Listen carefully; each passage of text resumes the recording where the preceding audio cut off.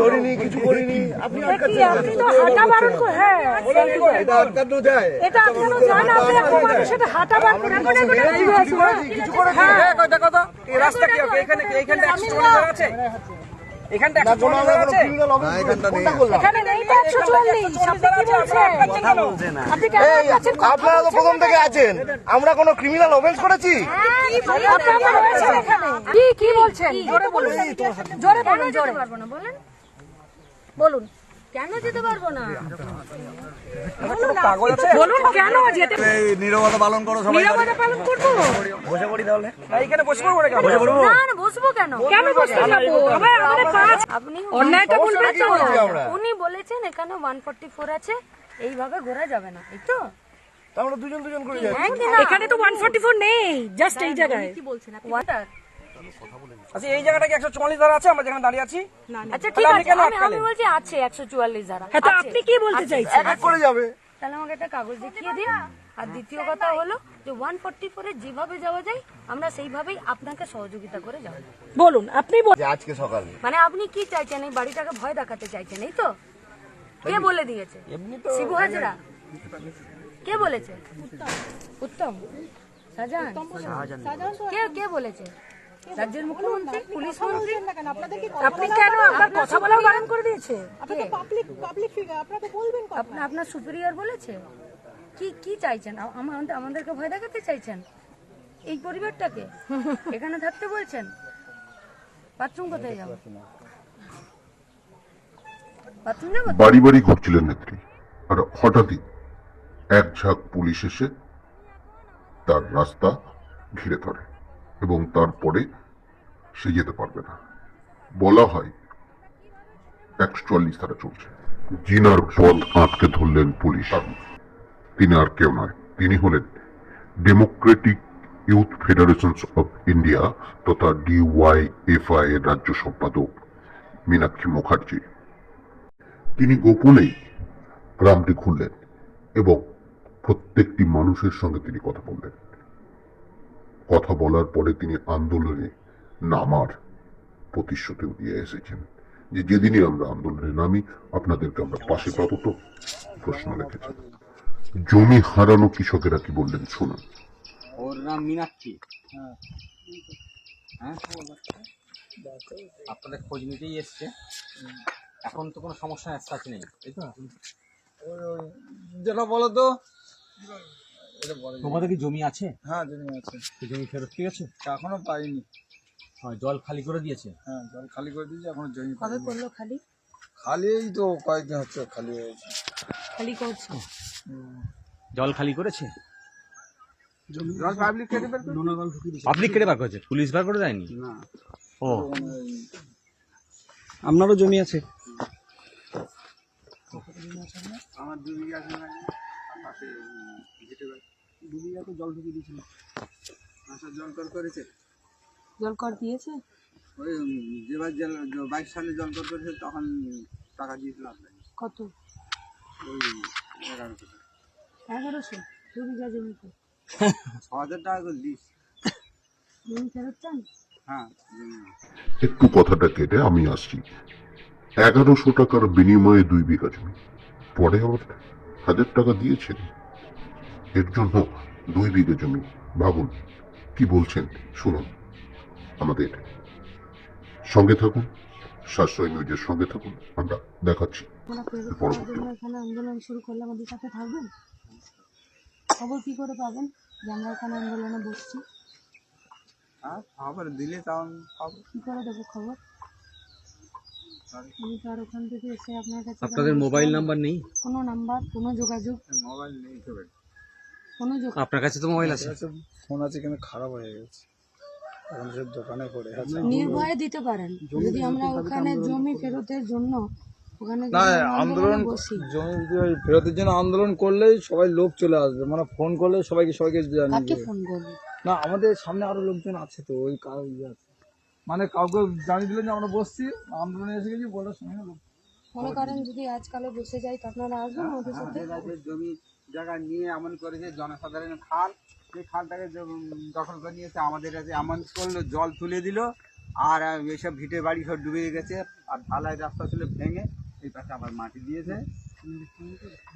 আমি ছিল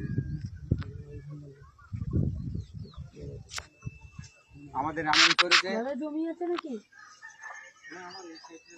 এধারে দেখুন চাষ হয়। জমি কি দখল? না, জমিন আমার এধারে তো দখল হয়নি, এই সাইডে সব দখল হয়েছে, সব দখল হয়েছে। এই সাইডে তো পুরো তো প্রায় সব নিচে। এখন তো জোর জবস্ত করে এভাবে তো আর হচ্ছে কেউ জলকর করতে রাজি না। কিন্তু ওই সময় এমন একটা পরিস্থিতি যে কেউ মানুষ মুখ খুলতে পারতো না ভয়। কথা বললে মার যা খুশি করেছে তাই মেরেছে। এটা ঢালাই রাস্তা ছিল, মানে ঢালাই রাস্তার উপরে জল যখন ঢোকাতো তখন ঢালাই রাস্তা ভেঙে, মানে ঢালাই রাস্তার উপর থেকে জল যেত। সেখান থেকে দেখছেন এটি ঢালাই রাস্তা ছিল, ঢালাই রাস্তা ভেঙে জল ঢোকানো হচ্ছে।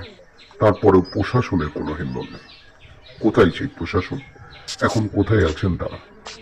দেখুন, সঙ্গে সাশ্রয় নিন। 8 নম্বর কাছের বাড়ি, সামনে 8 নম্বর কাছের বাড়ি। এবার ধরুন যদি আমরা এই জমি ফেরতের আন্দোলনে যদি আমরা এখানে আন্দোলন করি, এই লোককে, আচ্ছা ঠিক আসুন গল্পটা বলে দিন। জমির জন্য একে কিভাবে মারা রক্ত হচ্ছে জমে শুনুন। গেছে। মেরেছিল সেটা কবে? এটা আজকে প্রায় ধরুন মাস দেড়েক আগে, ওই মাস দুই, টাকাটাই দিন। প্রায় 2-3 মাস হচ্ছে। কালী পুজোর পরে মেরেছিল সেদিন, দুর্গা পুজোর অষ্টমীর নবমীর দিন মেরেছিল, অষ্টমীর দিন মেরেছিল। পুলিশের কাছে যাননি? কাকে বলতে যাব? পুলিশের কাছে যে যাওয়া তো আমাদের পক্ষে দুর্ভাগ্যজনক। পুলিশের কি, পুলিশের ওই তো পুলিশ তো পুলিশ হচ্ছে তো মানে পুলিশের যে জায়গা, সে মমতার জায়গার হচ্ছে উপরে দলদাস। মাটি ফেলে পুলিশকে ভরাট কি করে বলবে? পুলিশ আমাদের কথা শোনে না। জায়গা দখল করে কাকে জানতে যাবো? থানায় একটা আপনি ডায়েরি করতে যান, যা করতে যান, শিবুয়ারা সাজারের কাছে আগে যেতে হবে। তাদের এমন দুর্দশার সময় প্রশাসন কোথায় আছে? প্রশাসনের কাছে ডায়েরি করতে গেলে, অর্থাৎ পুলিশের কাছে ডায়েরি করতে গেলে আগে কাদের কাছে যেতে হবে শুনলেন তো? তারপর বাকিটা শুনুন। আর কি মা এমনি তো মেরেছে, হাঁটতে পারি না। তারপরেও আপনার ধরুন যদি 1.5 মাস 2 মাস করে কাজ করে পয়সা না দেয়, তাহলে আমরা আর কি করতে পারি? ডাক্তার দেখানোর পয়সা নেই আমাদের, এরকম একটা পরিস্থিতি। এখানে হেলথ সেন্টার? আর সেই টুকটাক ওষুধ খেয়ে কোনো রকমে কষ্ট করে ঠিক হতে হয়েছে। আপনি তো মীনাক্ষী দি, হ্যাঁ। যদি জমি ফেরতের আন্দোলনে আমরা যদি এখন বসি, আসবেন আমাদের সাথে? দেখুন একটা বিষয়, ডিওয়াইএফআই নেত্রী আন্দোলনে বসতে চাইলে তারা কি বলছেন, এই কৃষকেরা কি বলছেন শুনুন। ঘরের মা বোনেদের কথা কি বলছেন, কিভাবে তারা আতঙ্কিত শুনুন। হচ্ছে এই মুহূর্তে মেয়ে, আগের দিন তো শুনেছেন নিশ্চয়ই, মেয়ে ছেলেকে মেরেছে সিংপাড়ার, একটা না দুটো মেয়ে ছেলেকে মেরেছে, হসপিটাল ভর্তি। এখন এমনি 44 চলছে, আর তারপরে যদি আমরা ওয়ারেন্ট হয়ে যাচ্ছে, ঠিক আছে। এখন আমরা আন্দোলন করতে গেলাম, বিনা দোষে মানুষগুলোর নামে কেস করেছে বলুন তো, 100 কতজন। যতজনের কেস থাকবে সব কেসের থেকে একদম বিনা শর্তে মুক্তি হবে আর কেস উইথড্র হবে। না লড়লে রাস্তা না, সে দম আমরা দেখাবো। কারণ আমি কেস কবে কি আজকে? আজ হলে আজ, কাল হলে কাল, পরশু হলে পরশু। মানুষ একত্রেই আছে একসাথে। আর এখান থেকে আমি কথা দিয়ে গেছিলাম তো, হ্যাঁ স্যার, আপনাকে 140 দেখেছিলাম। হ্যাঁ, আপনি এখানটা আসুন, এখানটা 860 908 9018। কি নাম? ওনাকে তো চেনেন? হ্যাঁ স্যার, তাকে চেনেন।